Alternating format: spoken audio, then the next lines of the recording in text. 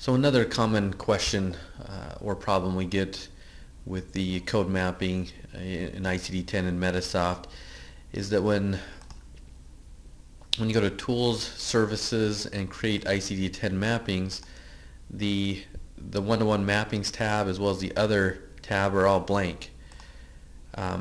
If you're expecting codes to be here and they're not, that's because those ICD-10 codes already exist in your diagnosis code list in Medisoft. So a lot of people think that if they come here to one-on-one mappings, this should be full of codes, so should other mappings.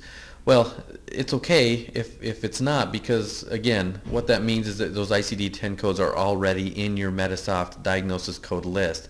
Some people imported those using the codes on disk tool. Others may have manually entered them, and others may have used the Encoder Pro to enter those codes one by one into Medisoft. There's different methods of getting those codes into Medisoft. But the only reason that you need to use the tools and services create ICD-10 mappings is if those codes aren't already in your Medisoft code list. Now, we've had a number of instances where customers have manually mapped their ICD-10 codes. So you can see here I've got this code, this K25.9, M25, and the M54.5. I've manually mapped these, and manually mapping can be a point of confusion, but it's not the right way to do it.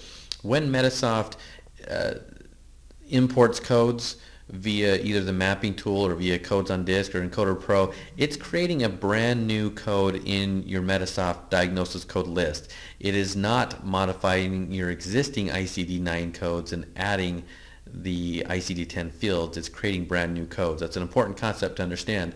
In these examples here, I have manually mapped, and that's what we're finding some of our customers have done, manually mapping. And when I say that, I mean I've edited the code and I've manually typed in the ICD-10 code along with the ICD description and hit save.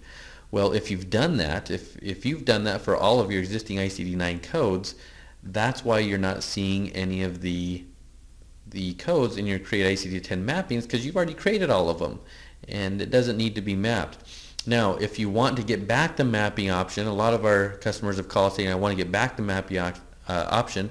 What you do is you edit the codes that you've already put in the ICD-10, and you're going to have to delete the ICD-10 fields, and that way Medisoft's going to recognize that these ICD-10 codes haven't been set up in your system and allow you it'll give you the chance and the opportunity to create the new codes via the mapping tool. So I'm going to take out, as you see here, I'm going to take out a few of these ICD-10 manually mapped fields.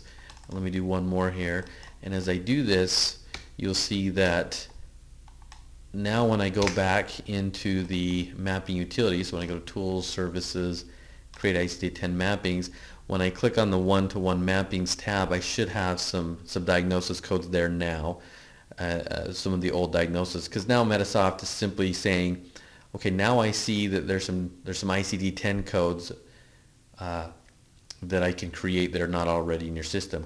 So I can select all those codes